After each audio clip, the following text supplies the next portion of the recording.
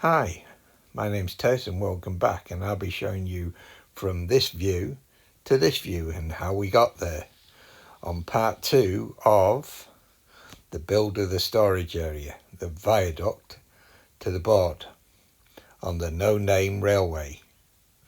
If you saw part 1, you will have seen the clips that you're seeing now. This is the gap that I'm going to infill. So, with it boards in, we can make a start. First job, laying the track, ensuring that it's correct alignment with the viaduct. This is to ensure that we have good running. Important on railways, don't want the trains coming off. The next job was the tunnel mouth. First job, template. Second job, an MDF base, and then stick the wheel sheet on. Clamp it all down and let it dry.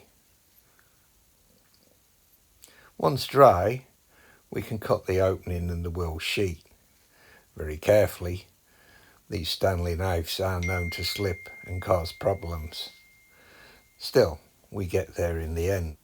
Once the opening's cut out the stonework, we need to tidy it up. So a quick rub with some sandpaper soon facilitates that. The next phase was to put a row of brickwork around the opening. To do this, I used some plastic card. Once marked, I could start cutting it out. Very carefully, of course. It does take some time to do this, but once done, the sheet can be placed down. Using a compass, I can now scribe a second line for the width of the brickwork that will face the tunnel entrance. Very carefully and slowly, we scribe in the line. To ensure I can see it clearly when I'm cutting it, I redraw it in with a pen. This makes it easier to see, and once again the Stanley knife comes out. And again, using a knife with my hand always out of the way, we carefully cut out this stonework.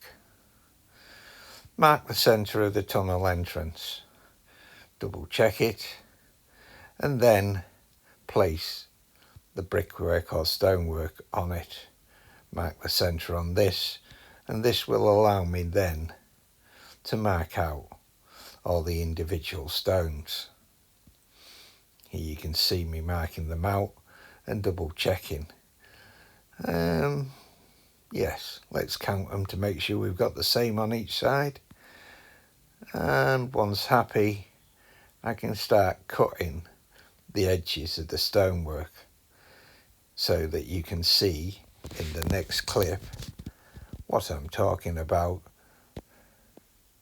and there you get a glimpse of it. With the stonework all cut and marked, we can now glue it into position. I tend to use super glue for most of my stuff.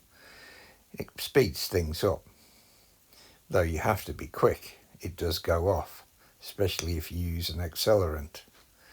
Clamp it down, let it dry, and the next piece is to put an edging on. Yes, once done, I'm happy with it. I can start putting the buttresses on. Here's a view with the buttresses on and showing the stonework that's been created. Wing wall fitted and a trial fit into the position that it should go. Continue now fitting the rest of the brickwork or stonework as it may be. In my case, we'll sheet stonework again. Gently slide it under the brickwork that goes around the tunnel entrance. And once happy, clamp it.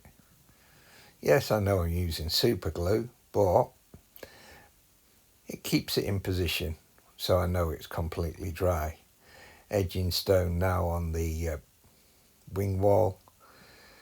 Make these out of channel and just cut into it, showing each individual piece of stonework. Accelerant used, yes, happy with it.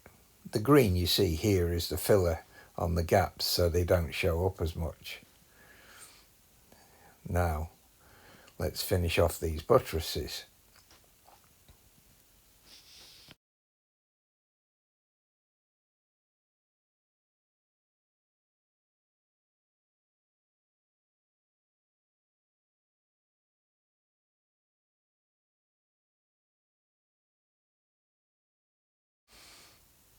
A quick squirt of accelerant to make sure it sets properly, and then we can move on to the next phase.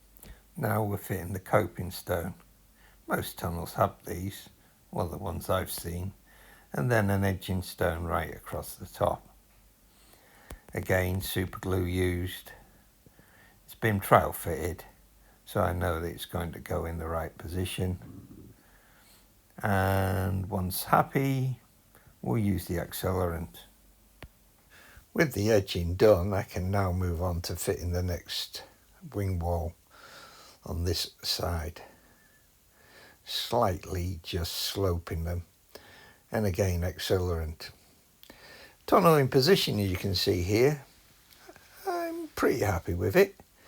But now to remove the wall that was there previously. This is to enable me to blend the scenery in.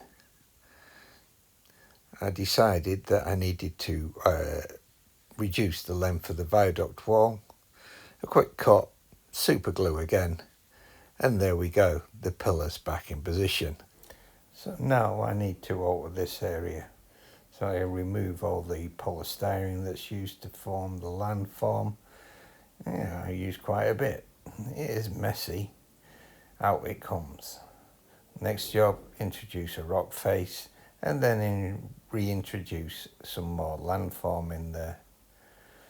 Once happy, in goes the piece of timber that will make the next module that will be part of part 3 that you'll see. Yep, happy with this. Filler introduced and blend it in. Introduction of a wall here too, and the brown section you see with a little bit of white will be a separate module. It'll be far easier to work on. Now, glue applied, ready for the static grass. Splodge it all about, make sure we've got a good covering, and we start using 2mm.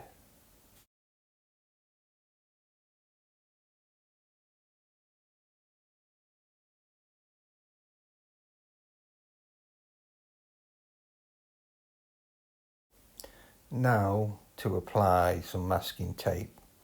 This is to aid the protection of the area that I don't want any overspray from the layering spray I'll be using.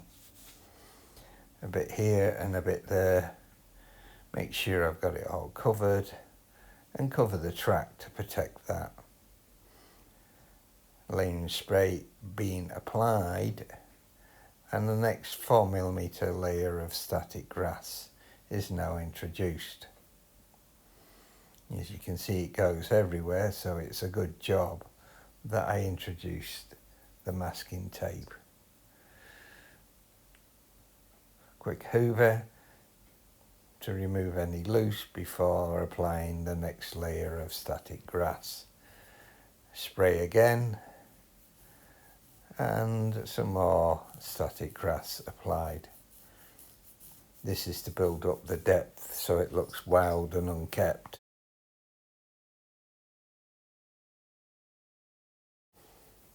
And again we use the hoover. This also gets rid of the loose stuff, but also enables the grass to stand up a bit easier.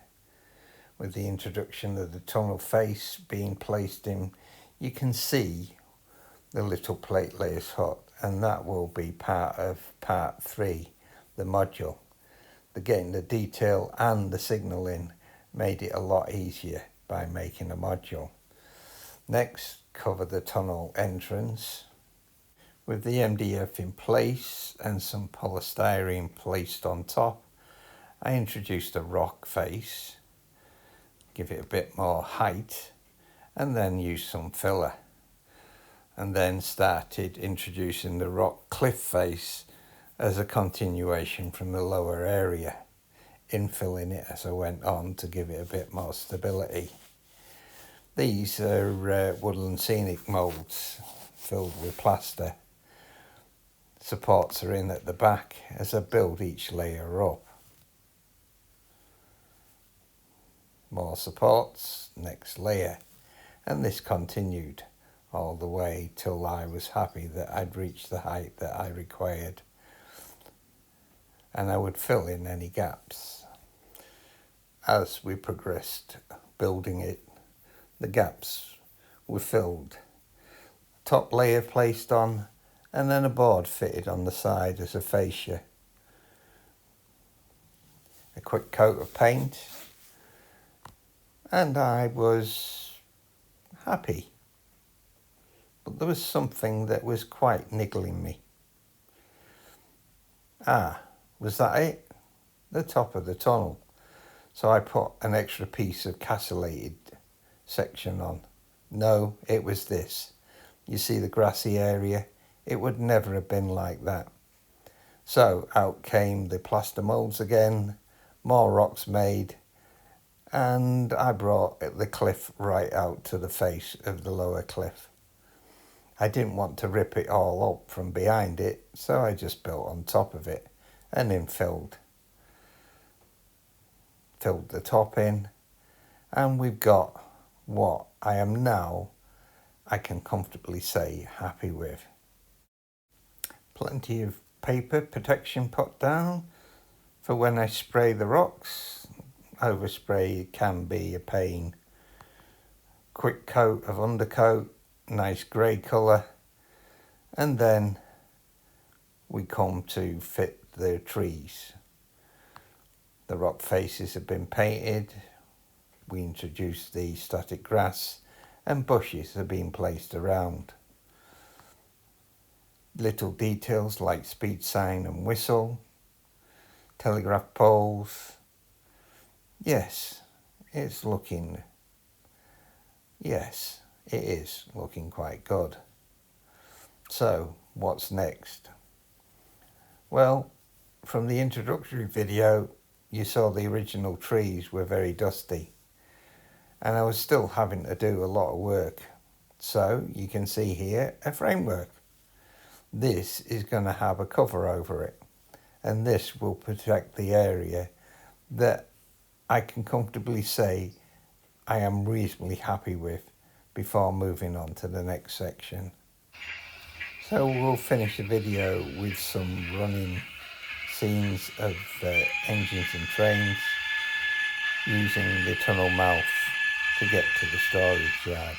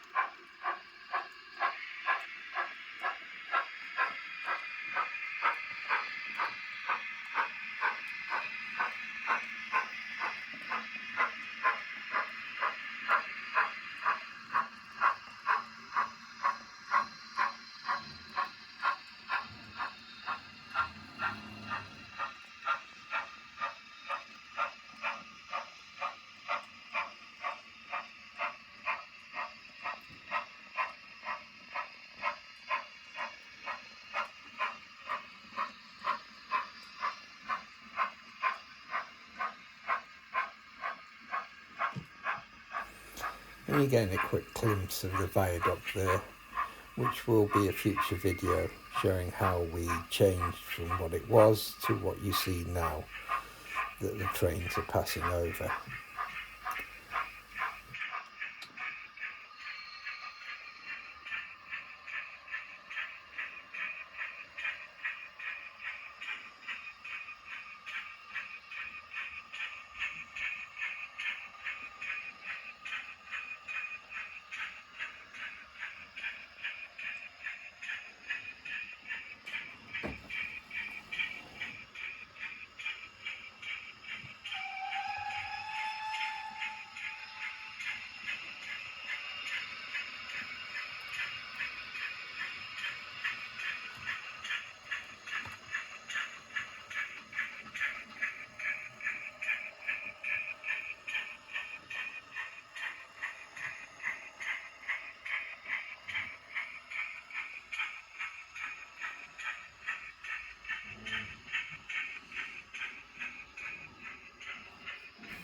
And as we see the auto coach disappear into the tunnel, it miraculously appears into the storage yard, where it will be swapped over from this line to the other line so that it can go back the other way.